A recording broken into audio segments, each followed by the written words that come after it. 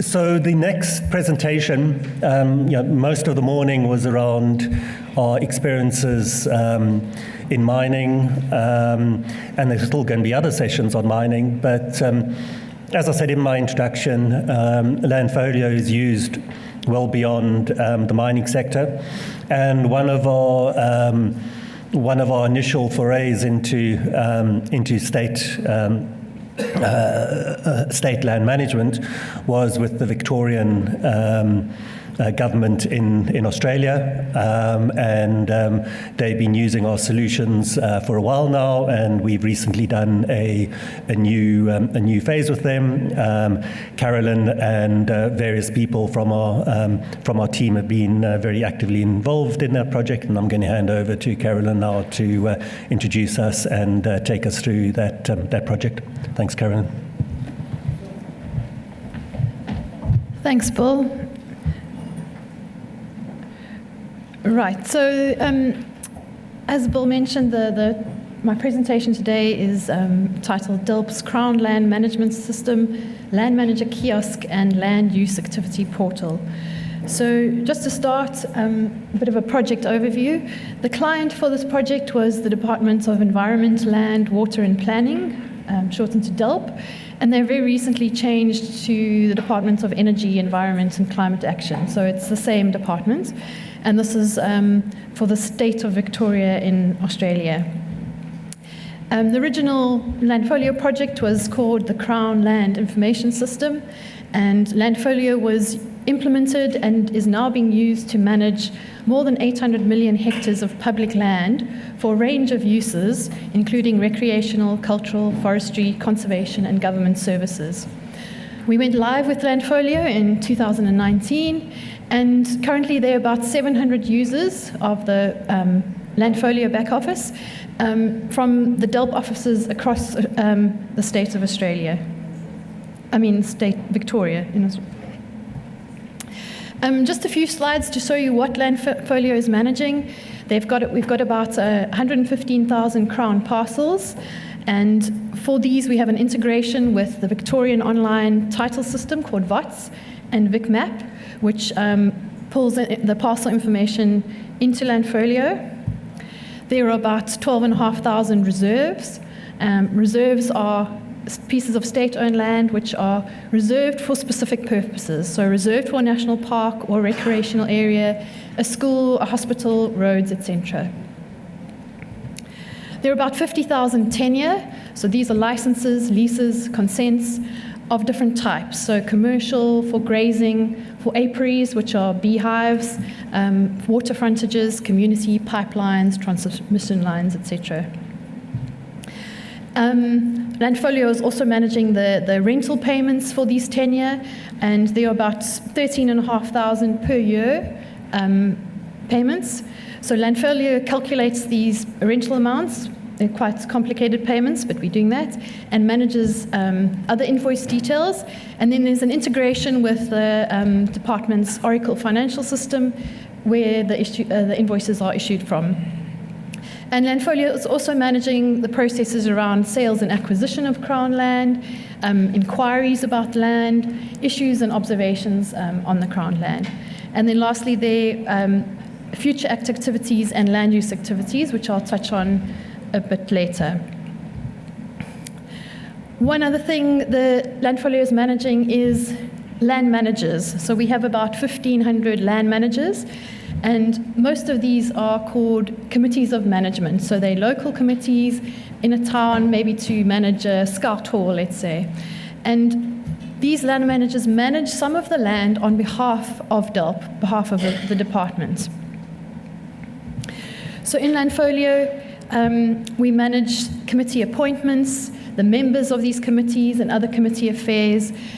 We have the annual financial returns that the committees have to submit, and also licenses and leases that the committee manages also are recorded in Landfolio.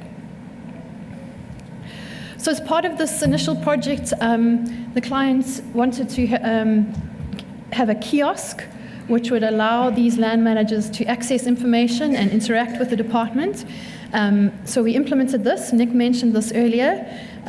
using the same technology that framework is built on. We were it was the testing grounds, I suppose you could say, for the future framework. It has about 1,000 users at the moment. And what does it provide? It allows these land managers to view details of the reserves and the tenures that are being managed by themselves. So spatial information and all the other information.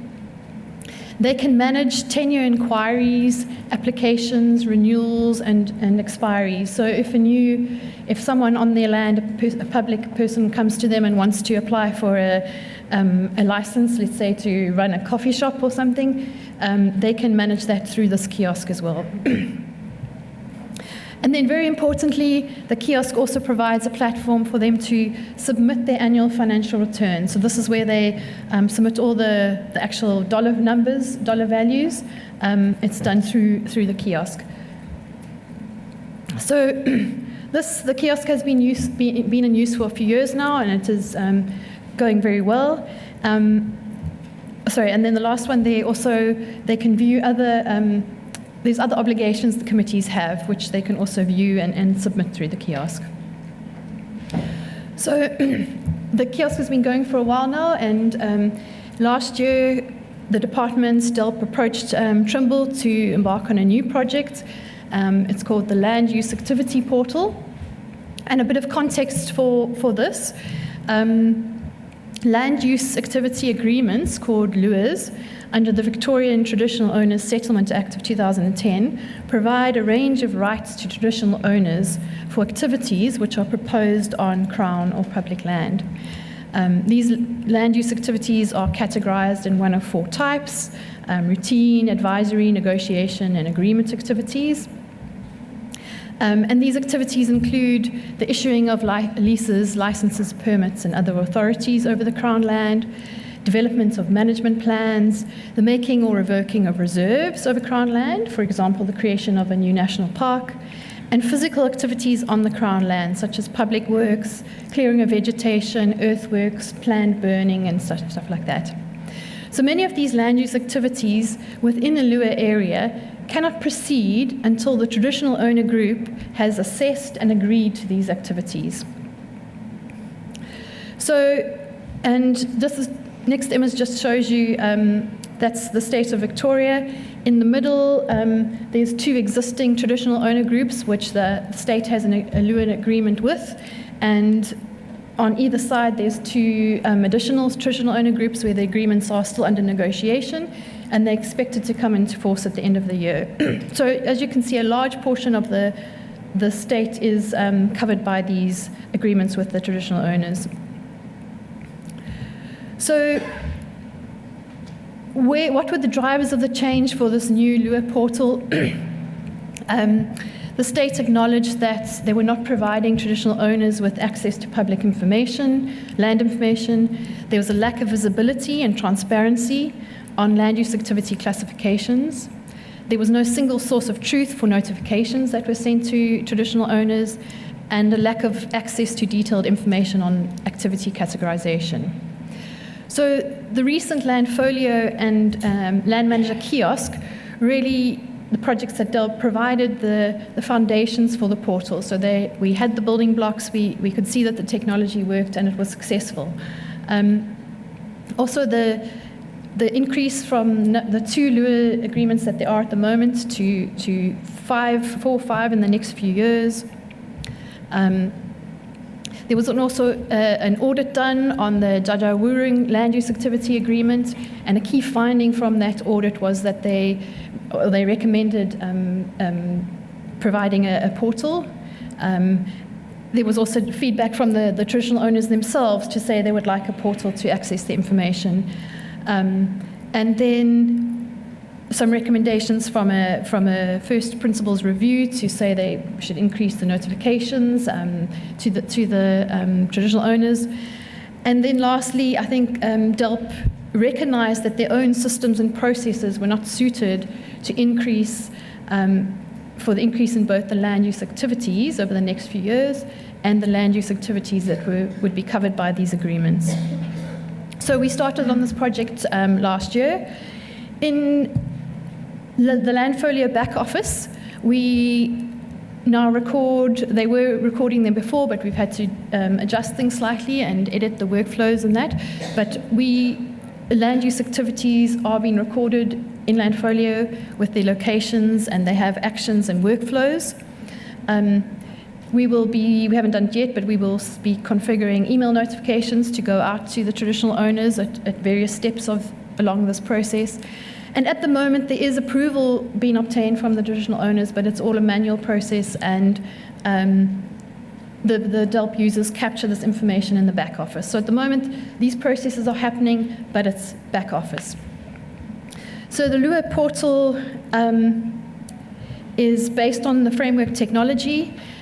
We are busy with the stage 1. They foresee that there's going to be a stage 2 that follows this one. The configuration is not complete, so I've put some screenshots on here, but we still work in progress. And we plan to go live with this portal in a few months' time. So just that's an idea of, it's not a finalized dashboard, but it will look something like that. And that shows the area of the traditional owner that's for the specific one, the Jajawuru clans. And the portal will allow the traditional owners to view all the details of all the parcels, reserves, and tenure that fall within their land. So it's really making all this information available to them. They would also have access to all the Lua land use activity information that is happening in their areas. And importantly for them is to be able to extract this. So a small thing, but they would like to have reports available so that they can get all this information out of the system. So they can, for each of these Lua activities, they can see all the completed actions. So all the actions that are closed in Landfolio, they can see this through the portal. They can, the idea is to provide them with any relevant documents, or all documents that are related to the Lua. They will be provided to the traditional owners to download, and they'll also be able to upload their own documents.